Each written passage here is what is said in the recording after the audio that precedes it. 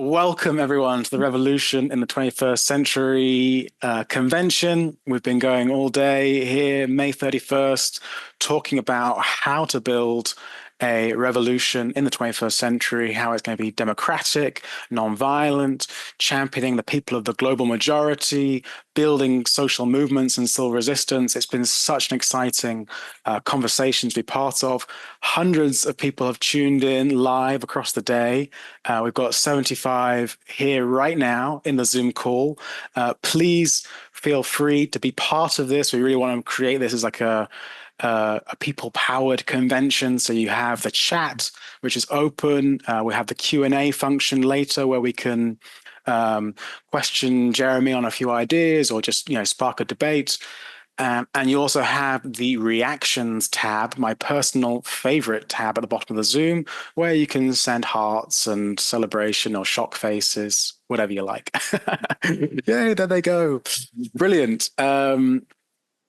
Let me introduce Jeremy. Jeremy has been a very supportive author, thinker, writer of Patterning, Instinct, very influential on many of us in Extinction Rebellion, read by some of the political prisoners.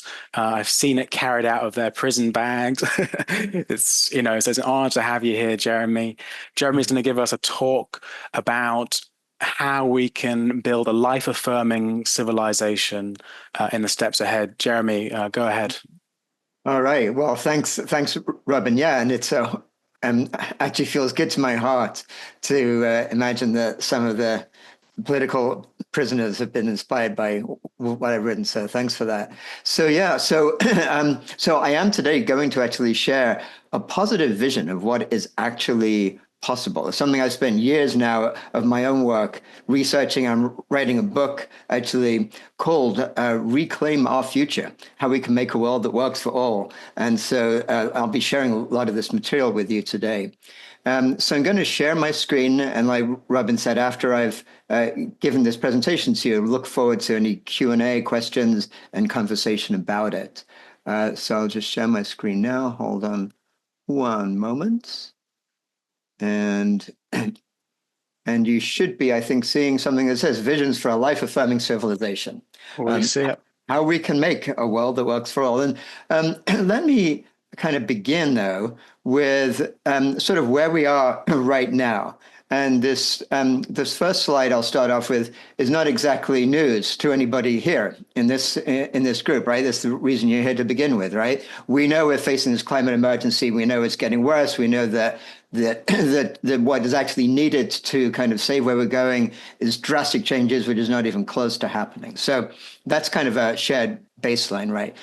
But what I think is really important when we look at a chart like this is to realize that even the climate breakdown, terrible as it is only really a symptom of something far, far greater, which is simply that we are facing vast ecological destruction across the board, of which climate is a symptom, not even the original cause. You're looking at things like there's been a 69% decline in animal populations worldwide since just 1976. So just the last 50 years, we've almost like over 2/3 of animal populations disappeared. We're looking at what scientists are calling the sixth great extinction of species since life began on Earth billions and billions of years ago. This is the only one caused by one particular species, our own. This century, we're looking at the virtual annihilation of coral reefs worldwide. And the UN reports that really by the middle of this century, 95% of Earth's land will be degraded. But of all these statistics, the one that actually blows me away the most is this one. At current rates, by 2050, there will be more plastic in the ocean by weight than fish.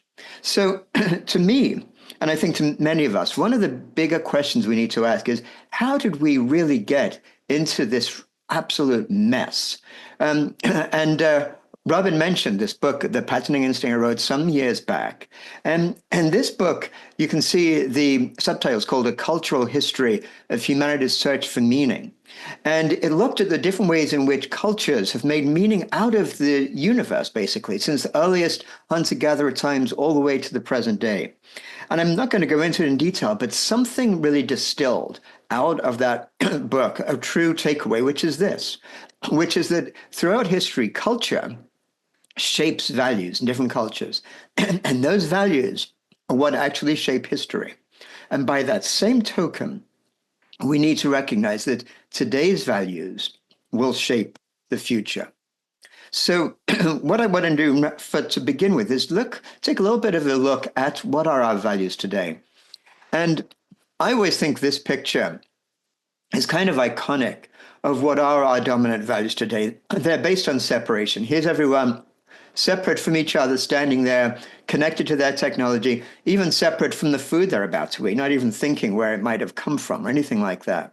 And if we kind of go one level deeper and look at this modern story of separation, this is what it basically looks like. It says that nature is a machine, that humans are separate from nature, that humans are essentially selfish and competitive. And that's how we got to be so successful as a species, because our human progress arises from the conquest of nature. And the earth really is just this resource to exploit for human benefit. And as a result of this kind of materialistic worldview, basically the purpose of life itself is really just to get wealthy and powerful. Now, this worldview is so pervasive, it's easy to just think, well, everyone always has thought that this is the way the world is. But it's actually a worldview that is very unique in all of human history. It's just emerged at one time and place in early modern Europe, around the time of the scientific revolution. And these are the words of like Francis Bacon, who was like the prophet of this age, like in the 17th century. They were so excited about this realization that through science, they could establish and extend the power of dominion of the human race itself over the universe. And this is one of their favorite phrases. We could render ourselves the masters and possessors of nature. And these white European males, essentially, who were driving this worldview, they took this notion of conquering nature and they also applied it to this notion of conquering other continents. This is this ridiculous idealized portrait of the great Spanish conquistadors arriving and the indigenous people like in awe looking at the power of these Europeans. And that through colonialism, that worldview of separation basically spread through the entire world, through conquest. A worldview that saw nature as a resource and other people as resources, which led to these concepts of what we now think of as human supremacy, which is a sense that humans can do whatever they want morally to the rest of nature, and white supremacy, the sense that for some, just because of the color of their skin, white people are somehow innately superior to the rest of human beings, which led to a worldview based on extraction and exploitation. And over hundreds of years, that led to what we experience today, which is global capitalism as a system through our entire world. And to get a sense of how global capitalism really dominates everything in our world, this statistic is really worth taking in, that of the 100 largest economies of the world, 69 of them are not nation states, but actually transnational corporations. They are the ones driving everything, basically everything that happens in our society today. And this system of global capitalism is based on the necessity of perpetual growth. Every one of those corporations' values, their stock values, are based not just on what they're earning today, but what investors expect them to earn 20, 30 years into the future. So they have to keep growing to maintain that value. It's a system that is designed to mint billionaires. And it's one that has led to the greatest inequality in history, where right now, just a couple of dozen of those wealthiest billionaires own as much wealth as half the entire world's population of 4 billion people. And this is the system that is inherently unsustainable, with these core design principles to maximize shareholder returns, keep growing at all costs, seeing material consumption basically as a proxy of human welfare, and seeing non-human nature basically just as a resource to exploit. And it's driven by this extractive directives. These corporations have to monetize everything as fast as possible. They have to turn humans into conditioned consumers, and they have to exploit every available resource on the earth. And really, over the last few decades, they've been phenomenally successful at what they've done. And if you look at basically measures of consumption and production since the end of the Second World War, scientists have looked at that and they call it the Great Acceleration. And you can see just from this chart, almost every aspect of human production has just blown up and exploded over this last 70 or so years. And now when economists project where we're going into this century, they see the same thing. They see a tripling of this level of extraction, exploitation, production, and consumption as we move into the middle of this century.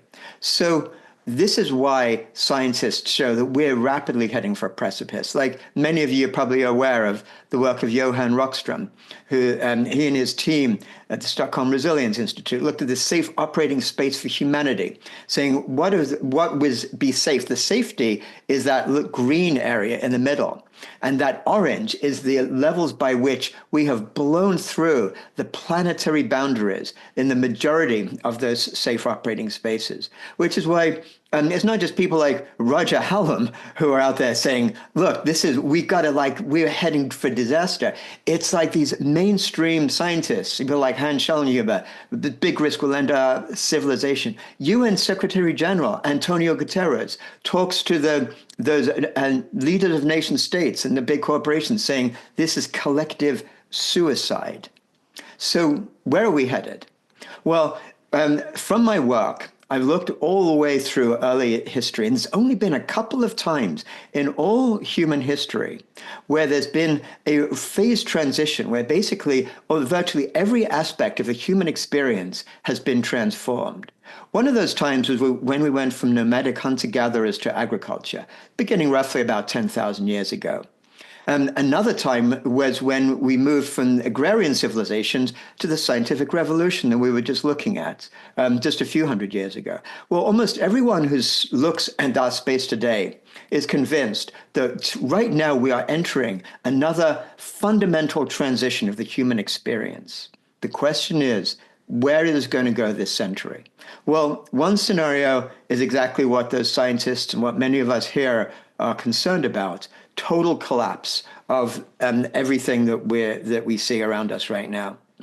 There's another scenario which I suspect some of those elites, those wealthy elites, those billionaires and others, maybe that's what they're secretly hoping for, even though even they don't talk about it that much. But it's this notion of a split Earth, a fortress Earth, where they get to incubate themselves and enjoy their super luxury and their AI and their techno their ability to sort of almost become post-human, while most of the world experiences some version of collapse. From a moral standpoint, I would posit that this is an even worse scenario than the total collapse, this kind of lifeboat scenario. There is a different scenario available for us, though, and it's one that could lead to sustainable flourishing over an indefinite future.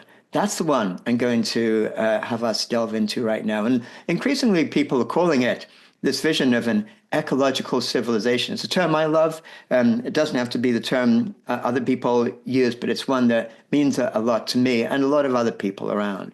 So what is this ecological civilization? Basically means a change in our world's operating system at the deepest levels, moving from that operating system of extraction and exploitation that's called capitalism to one that's based on an affirmation of life. So it's this transformation in the basis of our global system from one that is wealth-based to one that is life-based. And basically what it's talking about is a global cultural and economic system that's promoting sustainable flourishing for humans and the earth. And its overriding objective of this vision is to create the conditions for all people to flourish as part of a thriving, living earth. And what I love about this vision is it's not like some idea that a few guys got together in some smoke-filled room and came up with. This is an emerging vision coming from diverse sources all around the world. Many of you can look at a slide like this and you'll recognize yourselves and your own groups in this slide. There's indigenous models like Buen Vivir, Sumac Kose, Ubuntu in Africa. There's permaculture principles, rights of nature movement, transition towns, the commons, the degrowth movement, agroecology. Spiritually, there's deep ecology, engaged Buddhism, traditional Chinese principle, Christian liberation theology. And politically, there's all these great movements around working towards this life-affirming possibility. So once we sort of get the sense that we're all basically moving towards this life-affirming future, it's kind of helpful to get a better sense of what does that actually really mean. And what I love about this term, ecological civilization, is it looks to ecology itself for inspiration, for principles of how living systems self-organized. Because when you look at ecosystems as they evolved on Earth, they can remain resilient for millions and millions of years. And they do until human devastation comes along. But they're self-organized in a way that makes sense and keeps them strong.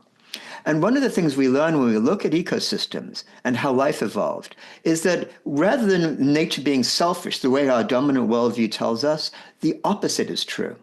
If you look basically all the way billions of years back from how life evolved, this incredible richness and beauty we experience today, there were just a few big steps in this increased complexity of life, from single cells to complex cells to multicellular life, to simple animals and mammals. Every one of those steps came around not through some species learning how to outcompete the other, but increases in cooperation between different species. So life evolved not through competition, but through cooperation. In the words of systems biologist Lynn Margulis, life did not take over the world by combat, but by networking. And here's what's so interesting. That next step that took place just a few million years ago with the rise of hominids also didn't arise through hominids and humans learning how to outcompete others. Quite the opposite. Humans evolved to be cooperative. We're like actually super cooperators. Early hominids, when they found themselves in the savannah, as the jungle began to decrease, they were vulnerable to predators. Those groups who learned to collaborate the most were the ones that were successful. And over millions of years, our pre-human ancestors, our hominids, the identity expanded from self and kin to include the entire group. And that human ability to cooperate with each other, even those who are not kin, is what differentiates us from other primates. So in fact, humans develop what psychologists call moral emotions, things like compassion, guilt, gratitude, shame, embarrassment. We feel those deep in our guts. And we don't just act morally because we think we should and sort of overcome our like base instincts. We act morally because it feels right to do to us as human beings.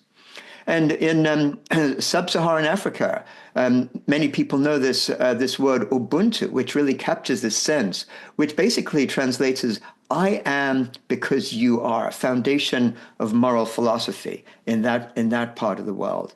Here in North America, where I'm speaking from, you have tribes like the Lakota who have this phrase, Mitakuye o Yasin, which basically means all our relations, or we are all related.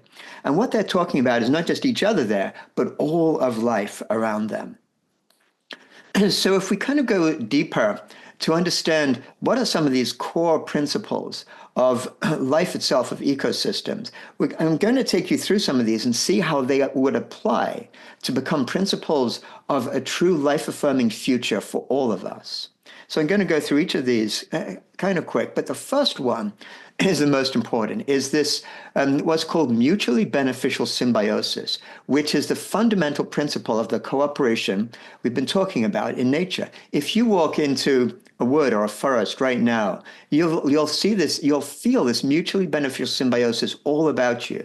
Plants photosynthesizing from the sun, providing nourishment to all the animals around them. Insects pollinate those plants. Animals transport their seeds and fertilize the soil. The fungus below regenerates all the dead matter, turns it into nutrition. And the fungus even has mycorrhizal networks that transport nutrients for the trees above to help them develop as a community. So this is mutually beneficial symbiosis. And this can apply to human society, where each party gains from a reciprocal relationship. That society doesn't have to be a zero-sum game, but a positive-sum game with fairness, justice, equity based on individual dignity. Now, another key element of ecosystems is that nature is a holarchy. Each is part of a greater whole, from the tiniest cell all the way to the entire ecosystem. And when you apply that to both nature or human society, you get a principle that we call fractal flourishing. Many of you are familiar with the idea of fractals, patterns that repeat themselves at larger scales. And fractal flourishing refers to the notion that the health of the whole system requires the flourishing of each part. Again, we're not talking about a zero-sum game, but every community, when it's truly flourishing, it's because it's contributing to the health of the system that beyond it. Another core principle is diversity. A system's health depends on differentiation, integration, which leads in human society to the inherent right of every person and community to participate in cultural, political, and economic power. Then there's balance. In an ecosystem, every part is in a harmonious relationship with the entire system that enables it to be stable and resilient. Economically, for us, that means a steady state economy with equitable distribution of wealth and power. And this one is a principle of what we see in nature, literally grassroots self-autonomy. Like every one of those blades of grass in this clump is doing its own thing. It's not being told by some central authority what to do. It's evolved to look for its own health, and it naturally does that as part of the health of the whole system. This leads to a core principle in the vision of an ecological civilization of subsidiarity, which means pushing decision-making to the lowest possible level in the system, rather than it coming from some top-down control. We see embeddedness, we're recognizing humanity as part of the natural world. So this notion of tending Mother Earth, rather than trying to control her like our dominant modernist system. And then finally, there's a principle of regeneration, of sustainable flourishing into the long-term future, which is really probably best summarized by the Iroquois Confederacy, again, here in North America, which they said, in our every deliberation, we must consider the impact of our decisions on the next 7 generations. So sort of coming up from all that, we see that what we're looking at is a transformation in values, emphasis on the quality of life rather than material possessions, basing our choices, political, social, economic, on our shared humanity with justice and dignity for all, and building our future on symbiosis with the living earth, where the flourishing of the world around us, the natural world, is the foundational principle. So to look at how this contrasts with the dominant culture, so rather than human supremacy, the principle is the intrinsic value of all life. Rather than the primacy of capital, this system of extraction and exploitation is the primacy of human dignity with everyone's right to flourish. Rather than commoditization and homogenization, it's heterogeneity, diversity, supporting diverse pathways. Rather than these hierarchical structures with a wealth pump which centralizes power and domination to a small elite, it's that notion of subsidiarity. Rather than structural inequality, it's structural equity, and including transforming these historical patterns of injustice from colonialism. Rather than incentives for selfish behavior, which is our total system design, it's actually designing our society and economics for cooperation to reward pro-social behavior. So with all those principles in place, I'm going to spend the last part of this conversation taking you through just touching into what that would actually mean in practice. And then we can go into conversation about this. Because what I love about the term also ecological civilization is it's not just talking about ecological, but it's our entire civilization, not just economics, not just this or that, but everything. And you can see here the different sort of sectors we're talking about: agriculture, technology, culture, community, governance, law, etc. And I won't take you into all these details, but this book I'm writing that's going to be published next spring looks at every one of these things that you see, along with a whole bunch of others, about what an actual ecological civilization could actually mean. But I'll just focus our attention on a few key points. One is to change how we measure basically our national welfare. Right now, this ridiculous use of gross domestic product just looks at the rate at which we're consuming the entire living earth, basically, in the human life, rather than a well-being economy. And there's plenty of measures out there. So one is called the Genuine Progress Indicator, which factors in negatives like income inequality and environmental pollution into the number and actually values positives that aren't seen in GDP, like volunteer work, household work, education, into really measuring our welfare. There's this notion of shifting how we think of economics. I'm sure many of you are very familiar with this brilliant book by Kate Raworth, Donut Economics, and if you look at what that donut means, we've already seen that outer ecological ceiling that we've been broken through, but there's an inner place, an inner foundation to the donut, which is a social foundation, setting all the parameters that enable people to thrive, the basics for human dignity and thriving. And so the donut is about thinking about economics as how do you move into that donut, which is a safe and just space for humanity. And one way we do that is a drastic reduction in global income inequality with things like a global wealth tax, a wealth cap on billionaires and centimillionaires, universal basic services, so everyone has free access to the things that are required for normal human needs. And a key concept is this one called the commons, which you can think of as the commons as any source of sustenance and well-being that hasn't yet been appropriated either by the state or by private ownership. So the commons, nature has contributed to our commons with everything around us, sunshine, soil, the oceans, atmosphere. And our human ancestors for thousands of years have contributed to what each of us has our human heritage, language, cultural traditions, technical know-how, scientific knowledge. And you can almost see the commons of this layer, starting from earth to things like language, to more recent things like writing, civilization, and then real more recent things like electricity, industrialization, global markets, and then just the last few decades, microprocessors, computer code, and the internet. This is a vast accumulated amount of wealth that every one of us is born into and is our heritage. And then someone comes along, does a few tweaks to this incredible wealth that's already been done, and calls it Facebook.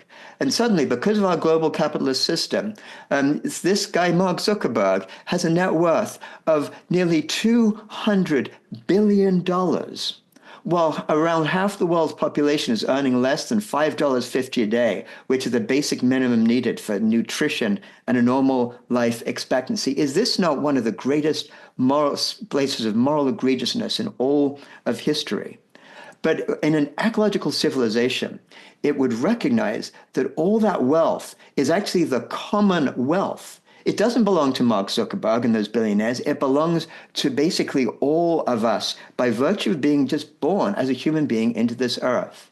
And one way of sharing that common wealth that's been tried and tested around the world many times is called universal basic income, which is really an unconditional monthly payment to every adult. It's like a dividend for being a human being and having access to this commonwealth, and enough that's sufficient to meet basic needs. And it's based on this recognition that rather than humans being selfish and greedy the way we're told, that actually purposeful work is an integral part of human flourishing. People feel a fundamental need to be valued by their community. And when they receive these basic stipend to live, they don't waste it. They actually spend it on pro-social behaviors. So UBI, when it's been applied across the board in different parts of the world, has shown a reduction in crime, malnutrition, teenage pregnancy, alcohol consumption, increases in health, gender equality, school performance, and even entrepreneurial activity, because people feel more able to take risks and do things they would really love to do. So another aspect of an ecological civilization is these massive corporations changing their DNA so they would be existing for humanity rather than shareholder returns. Some of you may be familiar with the notion of benefit corps or B Corps, which are basically a voluntary choice in the corporates to change their charter. So they must consider the impact of their decisions on workers, customers, suppliers, community, environment. A few companies have taken that choice, about 3,000 companies worldwide. But basically, it's had no impact on the world as a whole, simply because the massive corporations would never make that choice because their shareholders wouldn't want them to do it. So in an ecological civilization, imagine a world where a triple bottom line of not just profit, but planet, environmental priorities, and people, social performance, was a requirement for corporate charters. And imagine these massive corporations requiring their charters to get renewed every 5 years, only at the discretion of community-based panels chosen by a sortition, just like we choose jurors to reduce the risk of consumption. So not some revolving door elite regulator who's going to become a corporate executive the next year to do it. So corporations would be subject to the risk of social and environmental bankruptcy. It would transform those transnational corporations. So the boards and CEOs and the executive groups would make their decisions on a different basis than they do now. We'd be looking at things like a circular economy, increasing employment while reducing waste with products designed for repair and recycling and sourcing from recycled materials, virtually eliminating waste. Cities redesigned on ecological principles, community gardens on every block, cars banned from city centers, and essential services always within a 20-minute walk. And outside of the city, we'd be looking at agroecology replacing industrial monocrops based on permaculture and regenerative agriculture. And that leads to greater crop biodiversity, water and carbon efficiency, virtual elimination of synthetic fertilizer, elimination of the cruel practice of factory farming. And studies have shown that agroecology can be every bit as productive as industrial agriculture, but without the devastating effects. If we look at technology, we'd be looking at enabling what's called the global commons. Right now, our technology is all based on centralized control. So those big companies, Amazon, Uber, Airbnb, whatever, they have all the data, so they get to dominate everything that goes on. But we can still have our technology, but it can be decentralized. So that with what's known as a distributed ledger, where everyone using the technology has access to their own data. This can empower and protect collective action, enable people to cooperate, coordinate at scale, and it's being tried and tested in many different ways. And just closing off here, just looking at our culture and community. Our current system is based on what Ria Neisler, brilliant researcher who studied this for all her life, calls domination systems. And basically the patriarchy, authoritarian, hierarchical structures, abuse, violence, subordination of women and femininity. All that is an underlying aspect of our entire culture. That can be transformed to what Ria Neisler calls a partnership system with equitable structures, equal valuing of males and females, mutual respect and trust without violence, and stories and narratives that give value to empathic and caring relations.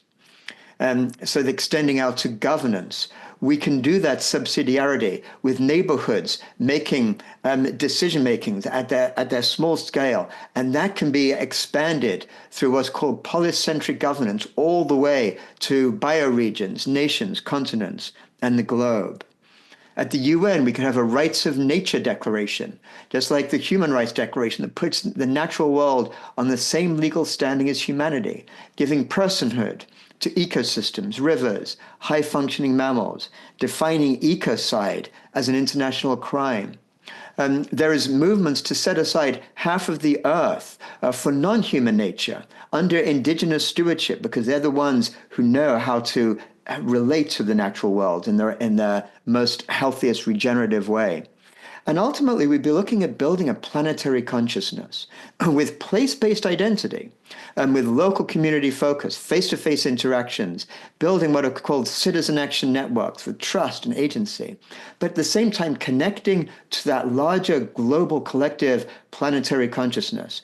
Sort of entities like Facebook, Instagram, converted to the commons, with commons ownership, a sense of cosmopolitanism, a sense of being a citizen of the globe, where we celebrate diversity, but recognize deep interdependence. And then we can imagine over a longer period of time, humanity itself becoming more like a connected superorganism, like a self-organized collective intelligence, where we begin to see ourselves in the living earth as an integrated whole. So we know right now we live in what's called the Anthropocene, based on this ideology of human supremacy, destructive of life and biodiversity, inherently unsustainable. So the philosopher Glenn Albrecht has talked about the idea, I love this term, the Symbiocene, which would be this long-term era based on the principle of symbiosis for the mutually beneficial flourishing of humans and the living earth, where we'd use technology for regenerative practices. And really we become a civilization learning how to tend Mother Earth. And then as time moves on, we can actually begin to regenerate this beautiful planet that we were born into. So I'm going to close here. These are the books I've written the last few years, The Patterning Instinct and The Web of Meaning, which goes into the deeper underlying layers of values of core deep interconnectedness. And as I mentioned, I'm got this book, Reclaim Our Future, will be coming out next spring, How We Can Make a World That Works for All. And if anyone is interested in staying connected with these ideas, there's a global community of almost 5,000 people called the Deep Transformation Network, which you can find at deeptransformation.network. It's where we explore online pathways to this ecological civilization. So I'm going to stop the share right now and love to just hear any questions, thoughts, reflections any of you might have. Jeremy, thank you so much. That was a fantastic presentation. So succinct. You're getting a lot of love right now in the chat. I'm seeing a flood of hearts appear across my screen. I think you've really spoken to so many people today who wanted to see that positive vision. So sadly missing from major media and narratives we see regularly. And beautiful also for me that you touched on, authors, speakers who have been at previous of our conventions, Glenn Albrecht, for instance. Kate Rayworth was going to be here today, but sadly had a family issue. We're really, I feel this connection building between us as a global family, and it's so good to hear you talk about it. So please feel free to raise your hands in the chat, and I will be able to ask you to speak. Now, first up, we've got Ned, who I'm now allowing to speak. And Ned, if you'd like to ask a question, you'd be very welcome. Thank you so much, Jeremy. That was so inspiring. I'm not very good with words, but somebody once said to me a few years ago, well, I just wonder if you agree with this, that this belief that human beings are selfish and self-centered and greedy, they said to me, has been engendered in us, or we've been conditioned to be that way through marketing and advertising. Would you agree that there's some truth in that? Absolutely. That it's not just marketing and advertising that's done that. There's this whole slew of people like Richard Dawkins affected global culture significantly with his book, The Selfish Gene, which basically gives this pseudo-scientific basis for the sense that has been shown by systems biologists now for decades to be fundamentally flawed, but it's really imbued through culture. But that ties in with this rise of neoliberalism. And there's this ideology of neoliberalism is based on this fundamental that we're all greedy and selfish. And therefore, if we all act just looking out for number one, it'll make the world a better place. They basically misread Adam Smith, and this notion of the invisible hand they've taken as part of their myth. But any actual deep reading of these things show that that's not true. And it works perfectly for advertising. And it works, it's really what the basis of consumerism is, to kind of get people to feel they always need more to outcompete and outstatus other people. And that's how they put people on what's known as the hedonic treadmill, that once you're caught up in that place, there's almost no way off it without raising your level of consciousness and realizing how trapped you are. Yeah, well said. Thank you. Thank you so much, Ned. Okay, next up we've got Marcus. Marcus, go ahead. Ask your questions, Jeremy. Jeremy, absolutely brilliant. That absolutely got me to the quick. But I've got a detail. I strongly suspect that the so-called necessity of perpetual economic growth in order to make the system work is actually a myth perpetuated by vested interests. Is this the case? Well, this is a really interesting point, and it's actually something I look at in some depth in this book I'm writing.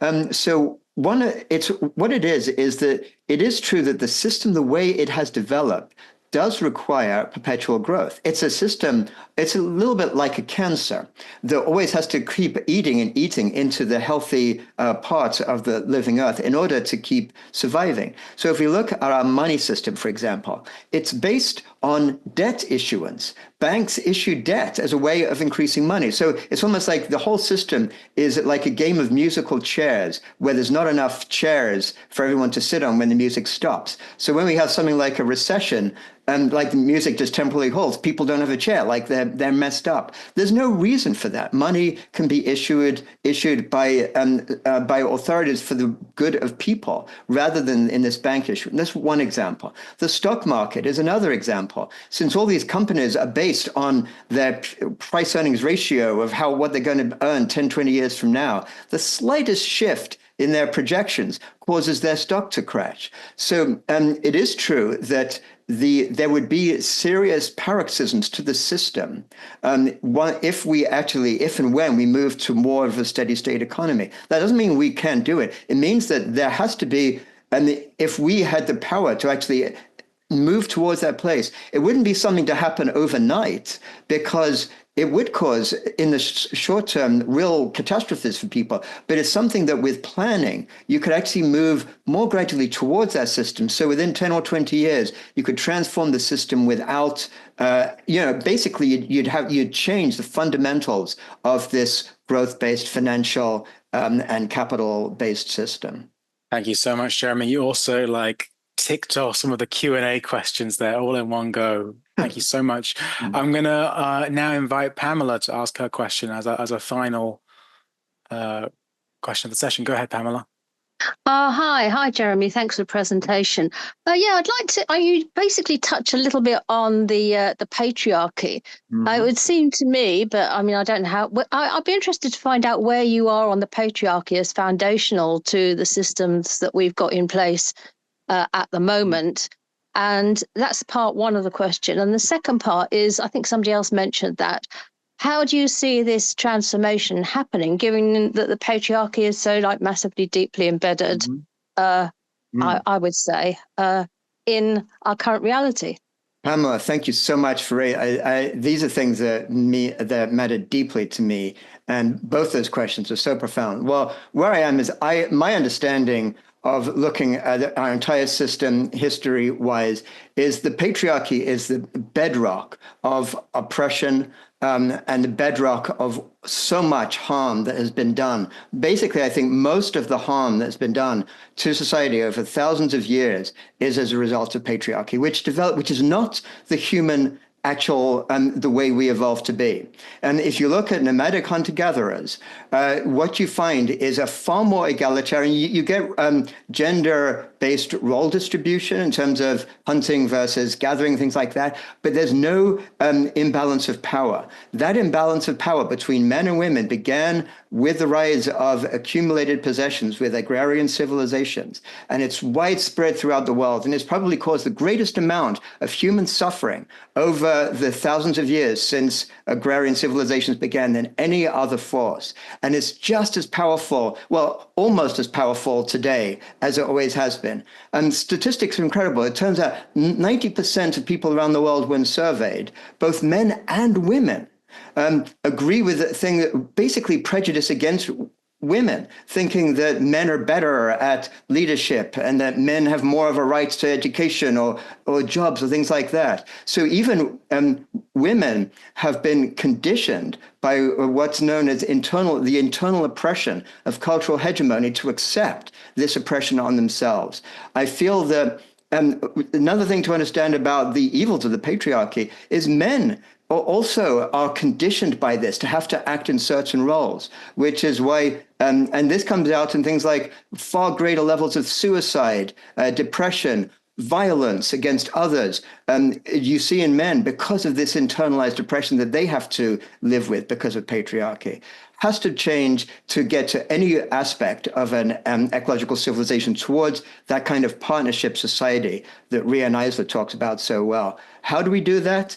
This is a long, long process, but it can be done. If you look at certain places around the world where there's been a more enlightened approach to this, you see places like the Zapatistas in Mexico, places like Rojava, which is a Kurdish group of millions of people in Syria, where there's been a transformation. Places in Kerala, where there's this incredible Kudumbashri movement, which empowers women. You see that with enlightened approaches, even people who come from cultures that are patriarchal can begin to realize there's a different way that works better for everybody. These are the sort of lights shining the way forward that we have to take. And it's really important to approach these to others who are caught up in these old these patriarchal systems with kindness, because people resist if they're told they're all messed up and fucked up and wrong.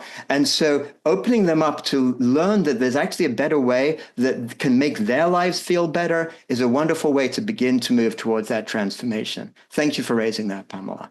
Jeremy, thank you so much for this presentation and your time. People are desperate to know about your slides. We love them. They were, you presented them so eloquently. Is there a way on that website, for instance, deepadaptation.network, to get a hold of these slides? I'd be happy to share them with you, Robin. You can share them with people who are here today. I don't actually haven't shared them on the Deep Transformation Network, but really this is open source. I mean, so anybody can. You can go on the Deep Transformation Network, send me a message. Happy to share it with you that way. This is not about proprietary stuff. I want these ideas to be out there in any way that people want. I do invite you, all of you, to join the Deep Transformation Network because it's a great place of conversations. We have live meetings once a month where we get to engage with some of these leading change makers around the world, learn together and talk together about it. It sounds like a fantastic place. I'm looking forward to getting involved there.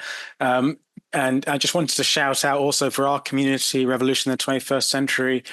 We are organizing across the world right now to build up these kind of progressive movements, championing these ideas that Jeremy is mentioning, hosting assemblies, organizing civil disobedience networks, mutual aid networks, all the things we've been talking about today.